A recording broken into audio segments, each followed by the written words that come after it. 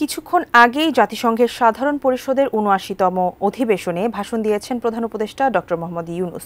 জাতিসংঘের প্রধান উপদেষ্টার দেয়া ভাষণ প্রসঙ্গে বিস্তারিত কথা বলতে নিউজরুম থেকে যুক্ত হচ্ছেন সহকর্মী সাজেদা সুইটি। ধন্যবাদ মারিয়া শিমু। আমাদের এই যে এবার জাতিসংঘ অধিবেশনে যে অংশগ্রহণ ডক্টর মোহাম্মদ ইউনূসের, তিনি অন্তর্বর্তী সরকারের প্রধান হিসেবে প্রথমবারের মতো ভাষণ দিয়েছেন আজকে। আমাদের এটা ইতিহাস এই কারণে যে আমরা একটি নতুন বাংলাদেশ নিয়ে উপস্থাপিত হচ্ছি জাতিসংঘে, এবং বিশ্ব নেতাদের সামনে সেই কথাগুলোই আজকে ডক্টর মোহাম্মদ ইউনূস তুলে ধরলেন। বাংলাদেশের যে ছাত্র জনতার গণ অভ্যুত্থানে আমরা নতুন বাংলাদেশ পেয়েছি, তার প্রতি যেন বিশ্ব সম্প্রদায়, আন্তর্জাতিক সম্প্রদায় অকুণ্ঠ এবং ব্যাপকতর যাতে সমর্থন এবং সহযোগিতা দেন সে আহ্বান জানিয়েছেন।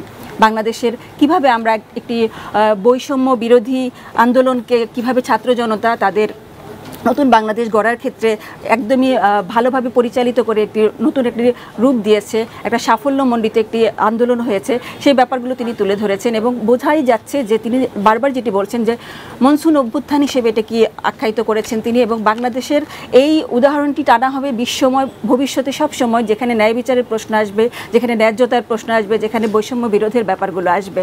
এখানে তিনি তার অভিজ্ঞতার কথা জানাচ্ছিলেন যে এই যে তার যে কয়েক সপ্তাহ মানে প্রায় 2 মাসের যে জার্নিটা সরকার প্রধান হিসেবে বা তার সরকারের যে জার্নিটা, এই সময়টিতে তিনি কি করেছেন। এখানে আমাদের গুম বিরোধী যে কনভেনশন, সেটাতে আমাদের সিগনেচার হয়েছে, আমাদের বাংলাদেশের আইনশৃঙ্খলা পরিস্থিতি ভালো করার চেষ্টা করেছেন তিনি, এবং বাংলাদেশের পক্ষ থেকে বিশ্বময় যে শান্তি প্রতিষ্ঠার যে আহ্বান বারবার করে তিনি বলেছেন, সেটা আসলে বাংলাদেশের সাথে সংযুক্ত করেই তিনি বলেছেন, সেই ব্যাপারগুলো উঠে এসেছে। এখানে তিনি শুধুমাত্র বাংলাদেশের ব্যাপারটা না, বিশ্বময় যে শান্তি পরিস্থিতি তৈরি করার জন্য এখন যে আমরা বছরের পর বছর ধরে দেখছি যে ফিলিস্তিনে যে যুদ্ধ চলছে, যে নারী শিশুর যে অবমাননাকর জীবনযাপন আমরা দেখছি, যে ধ্বংস আমরা দেখছি, সেই ব্যাপারটা আসলে সহনীয় না। সেটা মুসলিম সম্প্রদায় বলি বা সাধারণ মানুষ ক্ষেত্রে বলি, এটা আসলে এই যুদ্ধ কখনো ভালো কিছু দেয় না। সে কারণে তিনি সেখানে যুদ্ধাবসানের, যুদ্ধবিরতির তিনি আহ্বান জানিয়েছেন। এটার সাথে এই যে জলবায়ু নিয়ে যেহেতু আমরা এবার আসলে উপস্থাপিত হয়েছি, এ কারণে আরও বেশি যে আমরা যে কয়টা দেশ জলবায়ুর ব্যাপারে ঝুঁকিতে আছি, তার মধ্যে কিন্তু বাংলাদেশ একটি, এবং বাংলাদেশের এই ব্যাপারটা, এই দেশগুলোর ব্যাপারটা যেন জাতিসংঘে ভালো করে তুলে ধরা হয়, এই চেষ্টাটা আমরা সবসময় করে এসেছি, সেই ধারাবাহিকতা এবারও আমাদের হয়েছে। ডক্টর মোহাম্মদ ইউনূস এটা বারবার বলছেন যে তিনি সবসময় যেটা বলে আসেন যে আমাদের এই বিশ্বকে এখন তরুণদের মাধ্যমে যেমন নতুন আমরা বাংলাদেশ পেয়েছি, বিশ্বময় তরুণদের জন্য যে অভিবাসন বলি বা কর্মসংস্থান বলি, শুধুমাত্র কর্মসংস্থান না, সবসময় কিন্তু ডক্টর মোহাম্মদ ইউনূস বলেছেন যে তাদের জন্য আমরা যেন এমন একটি বিশ্ব তৈরি করি যারা উদ্যোক্তা হিসেবে নিজেদেরকে উপস্থাপন করতে পারে, এবং আমাদের যে তরুণ সম্প্রদায় আছে তারা যেন তাদের যেই দৃষ্টিভঙ্গি আছে, তাদের যে মেধা আছে, সেই ভিত্তিতে যেন এই পৃথিবীটাকে সুন্দরভাবে একদমই শান্তিপূর্ণভাবে গঠন করতে পারে।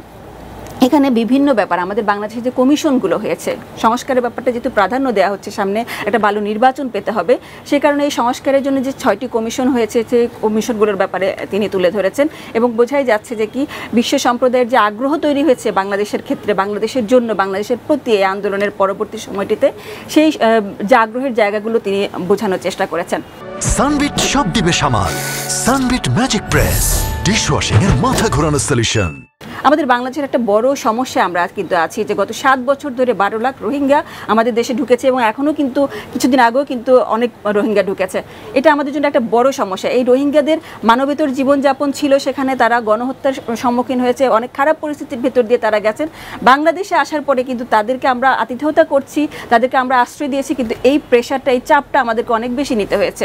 এ কারণে আমাদের বারবার করে আহ্বান ছিল এবং এখনও পর্যন্ত আছে, যেটি ডক্টর মোহাম্মদ ইউনূস এখন আবার নতুন করে আবার ভালোভাবে জোর দিয়ে উপস্থাপন করেছেন এই জাতিসংঘের প্রতিটা মানুষের সাথে যখনই তার কথা হয়েছে, এবং এই ভাষণেও তিনি বলেছেন যে এই যে রোহিঙ্গা, বিপুল পরিমাণ রোহিঙ্গা, বিপুল সংখ্যক রোহিঙ্গা আমাদের বাংলাদেশে আছে, তাদেরকে দেশে ফেরানোর জন্য, তাদের দেশে ফেরানোর জন্য উপযুক্ত পরিবেশ তৈরি করতে হবে, নিরাপদ বাসস্থানের ব্যবস্থা করতে হবে, তারা যেন জনসম্পদ হিসেবে সেই দেশে ফেরত যেতে পারে, সে ব্যবস্থা করতে হবে। শুধু তাই নয়, তারা যে খারাপ পরিস্থিতির ভেতর দিয়ে এসেছে, খারাপ অভিজ্ঞতার ভেতর দিয়ে এসেছে, তারা যে গণহত্যার সম্মুখীন হয়েছিল, সেটার জন্য ন্যায় বিচার তিনি দাবি করেছেন।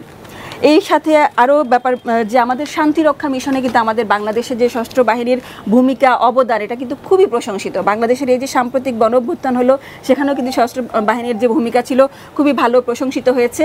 এই ব্যাপারগুলো তিনি তুলে ধরেছেন, এবং শান্তিরক্ষা কার্যক্রমে আমরা বিশ্বময় যে অবদানটা রেখে এসেছি, যে সুনাম আমরা কুড়িয়েছি, সেটা আমরা অব্যাহত রাখতে চাই, এবং সে কারণে এই ধরনের কার্যক্রমে যেন আমাদের বাংলাদেশের প্রতিরক্ষা বাহিনীকে বারবার করে রাখা হয়, সব সময় রাখা হয়, সে আহ্বান তিনি জানিয়েছেন। সেই সঙ্গে আবার তিনি এই যে আমাদের কোভিড চলে গেল, কোভিডের এই সময়টিতে আমরা দেখেছি যে ভ্যাকসিনের ব্যাপারটাতে কোনো কোনো দেশ আমরা তাড়াতাড়ি পাচ্ছিলাম, কোনো কোনো দেশ একটু দেরিতে পাচ্ছিলাম, কিছু কিছু ক্ষেত্রে বিভিন্ন জটিলতা তৈরি হচ্ছিল। তিনি চাচ্ছেন যে এই যে ভ্যাকসিন, এটাতে যে সত্য ত্যাগের ব্যাপারটা যেন থাকে এবং আমরা যেন বিশ্বময় সবাই যেন এই সুবিধাটা পরবর্তীতে পেয়ে থাকে, সেটা হোক সংক্রামক ব্যাধি, হোক অসংক্রামক ব্যাধি, সব ক্ষেত্রেই। সেই সঙ্গে তিনি বলেছেন যে আমরা শান্তি সমৃদ্ধি বজায় রাখতে চাই, সৌহার্দ্য বজায় রাখতে চাই, এবং সেই কারণেই আমাদের যে তরুণরা যে নতুন বাংলাদেশটি দিয়েছে, যেই দাবি তারা তুলে ধরেছে, এগুলো কিন্তু উচ্চাভিলাষ নয়, এগুলো তাদের প্রাপ্য। এবং বিশ্বময় কিন্তু সাধারণ মানুষজন, সব মানুষজন কিন্তু একটি সুন্দর জীবনযাপনের যে অধিকার তারা রাখে, সেই প্রাপ্যটা যেন আমরা পাই। সেই কারণে এখন বিশ্ব সম্প্রদায়কে আসলে এক হতে হবে। যুদ্ধমুক্ত, বিশৃঙ্খলামুক্ত একটি দেশ যদি আমরা পেতে চাই, একটি বিশ্ব যদি পেতে চাই, তাহলে সবারই কিন্তু সম্মিলিতভাবে কাজ করতে হবে, সে আহ্বান তিনি জানিয়েছেন। এখানে আরও একটি ব্যাপার তিনি পরিষ্কার করেছেন, অবাধ, নিরপেক্ষ এবং অংশগ্রহণমূলক নির্বাচনের যে পরিবেশ তৈরি করতে চান এই সরকারের, যে সেটাই আসলে মূল চাওয়া, সেই ব্যাপারটা নিয়ে যে সবারই আগ্রহ আছে, সেই ব্যাপারটাতে তিনি জোর দিয়েছেন। আসল কথা হচ্ছে যে অন্তর্বর্তী সরকারের প্রধান হিসেবে তিনি প্রথম ভাষণ দিয়েছেন, কিন্তু তিনি বারবারই তার যে ভূমিকাটা, তার যে চাওয়াটা, তাদের সরকারের আসলে লক্ষ্যটা কী সেটা বারবার পরিষ্কার করছেন, এবং সেটি হচ্ছে যে সামনে একটি সুন্দর, অবাধ, সুষ্ঠু নির্বাচন, যেটি বাংলাদেশের মানুষ বহু বছর ধরে অপেক্ষা আছে, এবং সুন্দর সুষ্ঠু নির্বাচনের মাধ্যমে এই বাংলাদেশে গণতন্ত্রটা আবার প্রতিষ্ঠা করে দেওয়াটাই এই সরকারের লক্ষ্য উদ্দেশ্য। সব মিলিয়ে সুন্দর একটি ভাষণ, গোছানো একটি ভাষণ হয়েছে, এবং ডক্টর মোহাম্মদ ইউনূস একজন নোবেল বিজয়ী হিসেবে বিশ্বের বুকে আমাদের কাছে এমনিতেই পরিচিত, এবং তিনি এই পুরো জাতিসংঘের যে অধিবেশনে তিনি একজন উজ্জ্বল নক্ষত্রের মতো হয়েছিলেন, এবং তাকে ঘিরে বিশ্বময় নেতাদের যে আগ্রহ, যে তাদের যে রকম অনেক বেশি রকমের আগ্রহ এবং আকাঙ্ক্ষা দেখা গেছে, এটা আমাদের জন্য অনেক বেশি ইতিবাচক হয়েছে। তিনি আমাদের জন্য অনেক রকমের সুবিধা নিয়ে আসছেন এই যে জাতিসংঘের অধিবেশন থেকে। এই ভাষণে তার যে বিভিন্ন ব্যাপারগুলো যে তিনি টাচ করেছেন, বিভিন্ন ব্যাপারে যে তিনি কথা বলেছেন, এটাতেই বোঝা যায় শুধু দেশ না, তিনি আসলে শান্তিতে নোবেল বিজয়ী হিসেবে সারা বিশ্বের শান্তি প্রতিষ্ঠার জন্যই সবার প্রতি আহ্বান জানিয়েছেন।